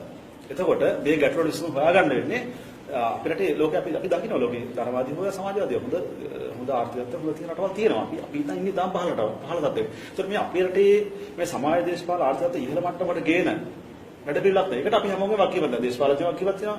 වෘත්තීය වගකීමක් තියෙනවා. ඒ තමන්ගේ වගකීම අපි ඔක්කොම එකතු වෙලා මේ රටේ සමාජ ආර්ථික දේශපාලන තත්ත්වය ඉහළ මට්ටමකට ගෙනාවොත් තමයි මේ ප්‍රශ්න වලට ඇත්ත උත්තරයක් හොයාගන්න වෙන්නේ. අපිට අධ්‍යාපනයට මෙන් කරලා ඒක හොඳ කරන්න, සෞඛ්‍ය නම කඩලා ඒක හොඳ කරන්න පුළුවන් කියලා මම හිතන්නේ. මම විශ්වාස කරන්නේ කොහොමද? අපි සංගමයක් විදිහට, විද්‍යාලයක විදිහට කිසිම එහෙම විශ්වාස කරන්න අමාරුයි අපිට. ඒතකොට අපි නමුත් අපිට සිද්ධ වෙලා තියෙනවා මේ තියෙන දේ තවදුරටත් බලපල්ලට යනෝදී තියෙන දේ ආරක්ෂා කරගන්න. මේ තියෙන දේ ආරක්ෂා කරගෙන යන තමයි අපි සත්‍ය කරන්නේ. නිසා තමයි අපි කියන්නේ සයිටම් කියන ආයතනය වසාදමිය යුතුයි කියලා ස්ථාවරය නිසා අපි අරගලයක් කරනවා. අපි ලබන විශ්ින්දා වර්ජනයක් හඳවලා තියෙනවා. ඊට මෙහා අපි වෘත්තිකම ගණනාවක් තියෙනවා. වර්ජනයකින් බැරුණොත් මේ ආණ්ඩුවට මොන අපි හැමෝම කියනවානේ. දැන් මේ වෙනකොට හැමෝම කියනවා මේ ආයතන අසාදාන කියලා. ආණ්ඩුව කන් දෙන්නේ නැහැ. ඒතකොට අපිට සිද්ධ වෙනවා ආණ්ඩුවට තේරෙන භාෂාවකින් මීට වඩා සරපරදු භාෂාවකින් ආණ්ඩුවට මේක කියන්නේ. ඒ නිසා අපි සූදානම් මේ සයිටම් ආයතන අසාදාලා මේ ක්‍රියාවලිය සයිටම් විතර නෙමෙයි. මේ කුජල වෛද්‍යලා සහ අධ්‍යාපන පරිචය ක්‍රියාවලිය නවත්තලා දාන්න. ඒ වෙනුවෙන් අපි ඉදිරියේදී ගත හැකි සියලු ක්‍රියාමාර්ග ගන්නවා. ඒ වෙනුවෙන් අපි කොන්දේ සිරහිතව සියලු දෙනාට මේ වෙනුවෙන් පෙනීච්ච සියලු දෙනාට එකතු වෙලා වැඩ කරන්න සූදානම් වෙන පණිවිඩය ලබා දෙනවා. කොන්දේසි විරහිතව මේ අධ්‍යාපනයේ වගේම වෛද්‍ය වෘත්තිය විධිමත් ඒ වගේම වඩා ගුණවත් ගුණාත්මක වෛද්‍ය වෘත්තියක් නිර්මාණය කිරීමේ ලාභ කරන කැපකිරීමට අපි ශක්තිය ධෛර්යය ප්‍රාර්ථනා කරනවා. බොහොම ස්තුතියි අද දවසේ කතා බහට එකතු වුණාට. වෛද්‍ය නලින් ජයතිස්ස මහත්මයාගේ මතය ගන්න කැමතියි. ඔබ දේශපාලකයෙක් විදිහට වෛද්‍යවරයෙක් විදිහට ඔබට යෝජනාවක් තිබෙනවාද මේ රටේ වෛද්‍ය වෘත්තිය සහ මේ තියෙන මේ රටේ සමාජයේ ජීවත් වෙන පොදු මහ ජනතාවට මේ වෛද්‍ය වෘත්තියට යන්න මේ වෛද්‍ය වෘත්තියේ සේවාව ලබන්න පුළුවන් විදිහේ ක්‍රමවේදයක් වෙනුවෙන් වඩා විධිමත් වෛද්‍ය වෘත්තියක් වෙනුවෙන් යම් යෝජනාවක් තිබෙනවාද සහ අවසන් වශයෙන් ඔබට පාර්ලිමේන්තු මන්ත්‍රීවරයෙක් විදිහට වෛද්‍යවරයෙක් විදිහට සයිටම් ප්‍රශ්න සම්බන්ධව අවසන් වශයෙන් දෙන්න තියෙන අදහසක් රජයේ වෛද්‍ය පීඨ ප්‍රමාණය වැඩි කරගන්න. එහෙම නැත්නම් විශ්වවිද්‍යාල වැඩි කරගන්න. සෞඛ්‍ය සේවාව පුළුල් කරගන්න. ඒවයි ගුණාත්මක තත්ත්ව ඉහළ දාගන්න. උපාධි වැඩි කරගන්න. මේ සියල්ලම තම සැලසුම් සකස් කරන්න වෙන්නේ ජනතාව ගැන හිතන පාලනයකට. ජනතාවාදී පාලනයකින් තොරව ලාභය මුල් කරගත්ත ක්‍රමවේදයකට ආණ්ඩුවකට අර වෙන දේවල් වැඩක් නෑ. ඒ නිසා මේ අසාධාරණ රී සටන කෙලවර කර යුත්තේ එවැනි සමාජ ආර්ථික ක්‍රමයක් ගොඩනගා ගැනීම වෙනුවෙන්. මෙතරම් අමාරුකම් බාධක මැද සම්බාධක මැද අසර දශක භාගයට අසන කාලයක් තිස්සේ කියුබාව ලෝකයේ අංක 1 සෞඛ්‍ය අධ්‍යාපන පද්ධතියක් දියුණු කළා තියෙනවා. අපේ රටේ වෛද්‍යවරු 1200ක් බිහි කරන වෙලාවේ කියුබාව වසරකට වෛද්‍යවරු 17000ක් බිහි කරා. ඔවුන් ඒ දැනුම අපනයනය කරලා යම් ආදායම උත්පාදනය කරනවා. අපි හිතන්නේ මේ රටේ මානව සම්පත දියුණු කිරීම අරමුණු කරගත් පාලනයකින් තොරව අධ්‍යාපනයේ සෞඛ්‍ය පුල් කරන්න ලැබෙන්නේ නැහැ. ඉතින් අපිට දිගුකාල නරගලයක් තිබෙනවා එවැනි ජනතාවාදී පාලනයක් දක්වා ගමන් කරන්න. මම හිතන්නේ මේ අද කෙසේ හෝ Tamanට විශ්වවිද්‍යාවල තියෙන සීමිත රජ විශ්වවිද්‍යාවල තියෙන සීමිත පහසුකම් නිසා කෙසේ හෝ උපාධියක් ගන්න වංචනික ගොදුරු වෙච්ච ශිෂ්‍යයින්ට වගකීමක් තිබෙනවා. ඒ රට කොට නැගීමේදී හැමදෙනාම අන්න එවැනි පාලනයක් කරා එකතු වෙන්න. මම හිතන්නේ ඒකෙන් තොරව අපට මේ පැලස්තර වලින් යන්න පුළුවන් දුර දැන් නතරලා තිබෙනවා. හොඳයි බොහොම ස්තුතියි වෛද්‍යනාරායන ජයතිස්ස මහත්මයාට. එhmenan අලුත් ඇස්ස Facebook සජීවී සංවාදය අපිත් එක්ක එකතු වෙනවා. අපි දන්නවා ලංකාවේ තරුණ පිරිස බොහෝ සෙයින් ශ්‍රී ලංකා Facebook පිටුව අපිත් එක්ක එකතු වෙලා ඉතින් ඒ සියලු දෙනාට මතක් කරනවා රටක් විදියට තරුණයින් විදියට මේ රටේ ආර්ථික සමාජ සංස්කෘතික දේශපාලන මේ කුමන ශාස්ත්‍රයක සෞඛ්‍ය මේ හැම තැනකම යම් ගැටලුවක් තිබෙනවා නම් ඒ ගැටලුවට වඩා නිවැරදි විසඳුමක් පක්ෂ පාට ජාති ආගම් කුල මේ ભેදෙන් තොරව රටක් විදියට කල්පනා කරමින් වඩා සාධනීය විසඳුමක් ගේන්න ඒ වෙනුවෙන් තාරුණ්‍යයේ ඔබ ගත යුතු නිවැරදි තීන්දුව ගන්න ඒ සඳහා කාලය මේ ඉතින් හෙට දවසේදී අපි තවත් කාලීන මාතෘකාවක් එක්ක එළඹෙන මාසයේ අපි දෙවන සිකුරාදාවේ ඔබත් සමග හමු වෙන්න සූදානම් වෙන දවසේ සමුගන්නවා. ඔබට ජය වේවා.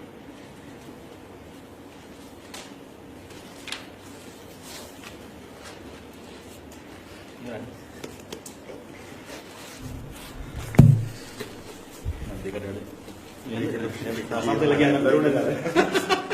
ඇතුලෙන් කියන අයියා දෙකට